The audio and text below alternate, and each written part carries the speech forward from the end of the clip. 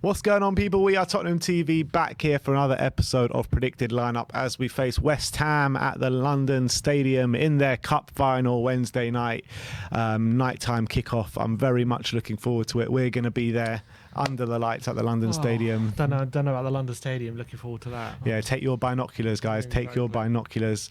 But Conte has done his press conference yesterday. And what is the team news? Yeah, so Lucas Moura has had a bit of inflammation in his thigh muscle, I believe, and Conte believes it's going to take up to 2 weeks to recover from, so he's definitely ruled out Wednesday.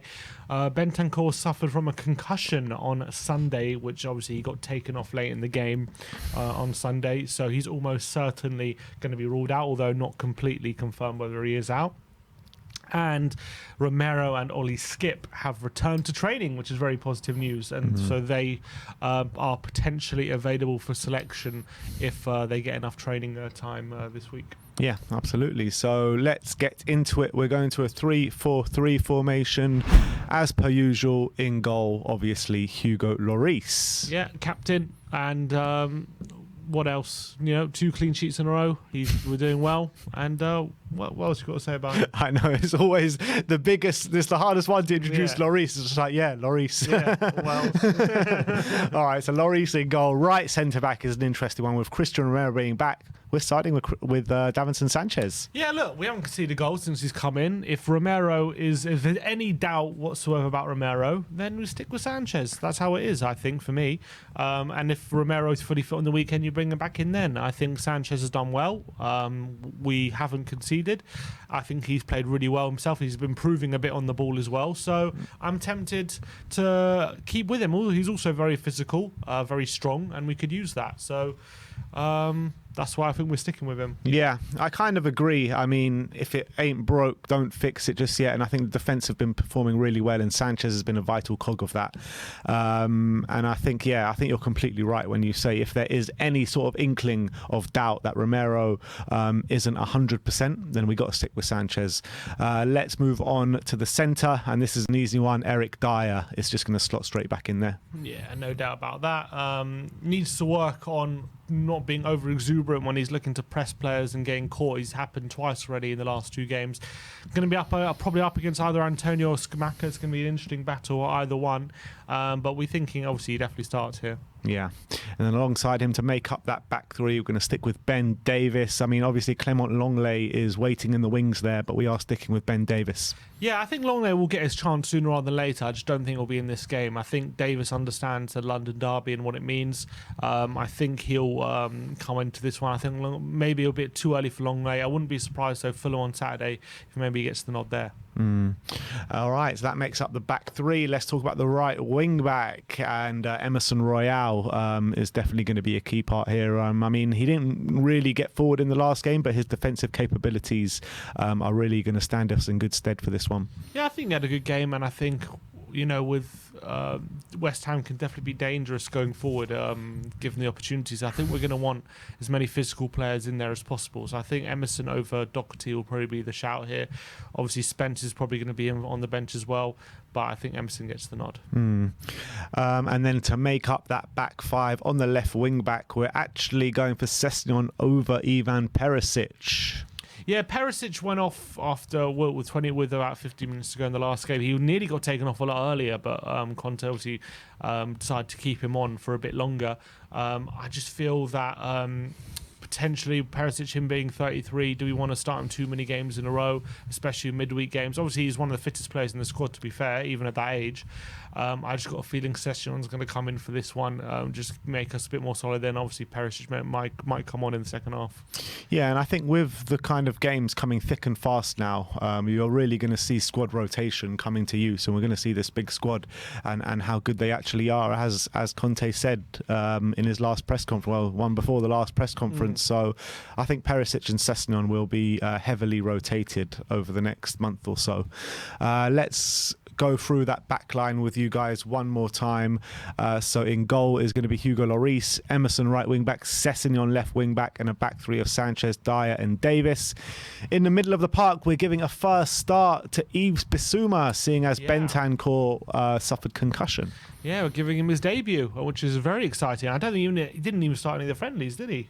No, because he had COVID, didn't he? Yeah, he didn't start any of them, so it's going to be very exciting to see Bissouma start a game, and that's gonna. And I can't wait to see what he can do. It's going to be very difficult for him up against Souček and Rice, who are two very physical centre mids, and obviously Declan Rice has become one of the top defensive mids in the league. So he's going to have his work out of him in his debut, and hopefully he's up to scratch to what Conte wants from him. But if he's out there looking to impress, and with the skills he has the skill set, I'm really looking forward to what he's going to bring. What do you want to see from Bissouma? What do you want to see from Bissouma that maybe Bentancur doesn't bring?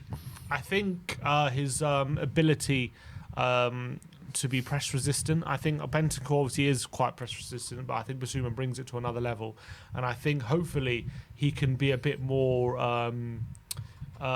offensive in the way he drives forward and takes people on, because we know he's quite powerful and he's got a very good engine. He's a good dribbler.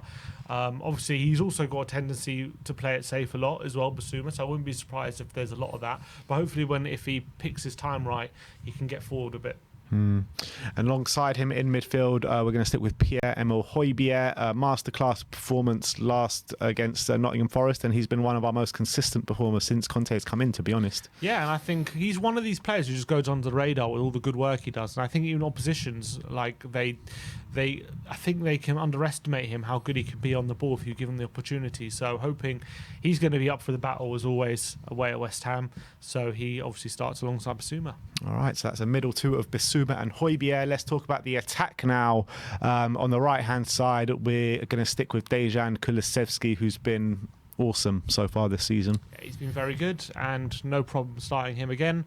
Obviously, Lucas is injured anyway, so he's not going to play, and we don't really have too many other options on that side. So, yeah, Kulusevski up against potentially Cresswell or maybe Emerson. But I remember the game. I think Cresswell's a doubt, so it could be Emerson. Could be Emerson.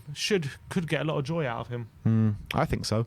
And then on the other side, it's a toss-up between Sonny and Richarlison, and we're going with Richarlison for this one.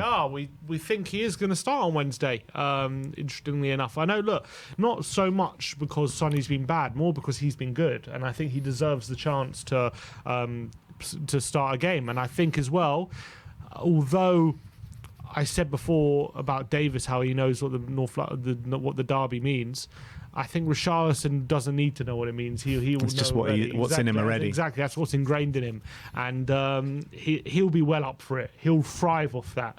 He'll thrive off being booed and the West Ham fans getting on his back. He'll love that stuff, and he'll try and wind them up as much as possible. And I think this could be. And also, he's more of a physical player than Son, so this could be the perfect game to bring him into.